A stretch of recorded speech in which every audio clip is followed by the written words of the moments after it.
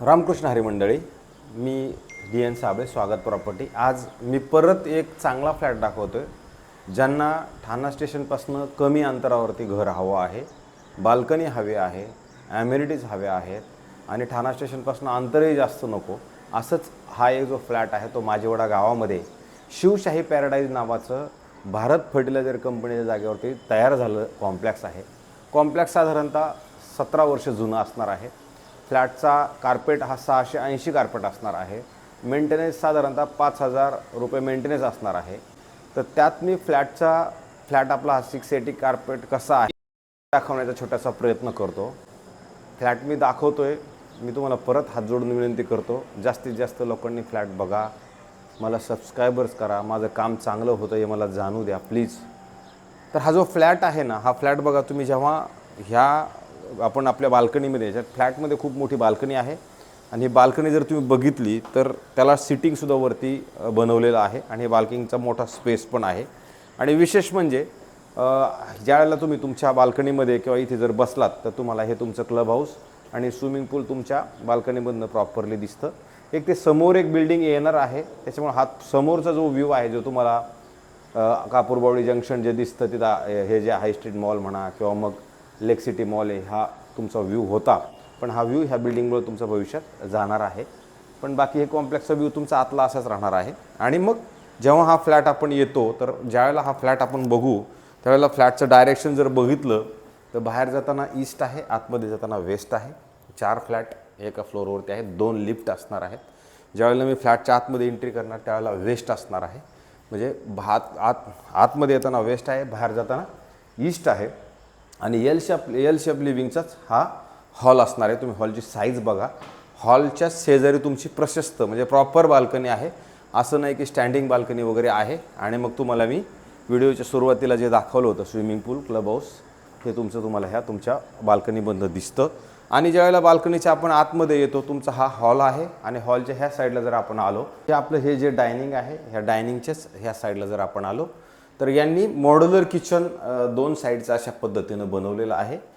त्याच्यानंतर तुम्ही जर बघितलं तर किचनमध्ये तुम्हाला इथं परत स्टोरेजचा मोठा स्पेस आहे, हा स्टोरेज तुम्ही इथे करू शकता। गॅसची पाईपलाईन ऑलरेडी ह्या किचनमध्ये आलेली आहे आणि ह्या साईडला तुमचं प्रॉपरली फ्रीज राहू शकतं।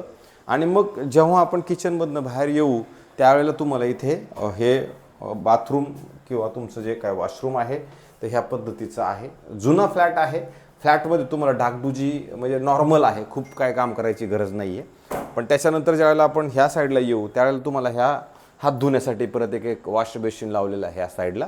आणि त्याच्यानंतर मग ह्या साईडला आलं तुमचं हे बेडरूम आहे, जे बेडरूम तुम्ही कॉमन बेडरूम म्हणू शकता। आणि ह्या साईडला जी खिडकी आहे ह्या खिडकीतनं हवा जाणवते, कारण पश्चिम असल्या कारणानं तुम्हाला हवा ह्या साईडनं येत राहणार घरामध्ये। आणि तुमचा ह्याचा जरी व्ह्यू म्हटला तर तुम्हाला हे क्लब हाऊस स्विमिंग पूलचा व्ह्यू ह्या घरामध्ये मिळतो। फर्निचर यांचं आहे, बेड वगैरे तसं वापरात येऊ शकतं, असं नाही की वापरात येणारच नाही, पण ते जुनं आहे सो त्याच्यामुळे। आणि ह्या साईडला जर तुम्ही बघितलं तर तुम्हाला प्रॉपरली एक वॉलड्रॉप पण ह्या साईडला दिलेलं आहे। अशा पद्धतीचा हा कॉमन बेडरूम आहे। आणि ज्यावेळेला आपण कॉमन बेडरूमच्या बाहेर जाणार आहोत तर त्या वरती पण यांनी थोडंसं स्टोरेज करून ठेवलेलं आहे, त्या साईडला इन्व्हर्टरसाठी अधिक ह्या साईडला वेगळं स्टोरेज बनवलेलं आहे।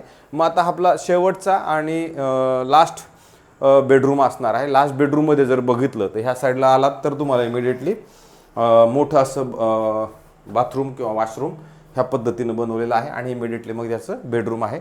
बेडरूमच्या ह्या साईडला जर आपण आलो तर इथे त्यांनी हे वॉलड्रॉप ऑलरेडी तयार केलेलं आहे असं।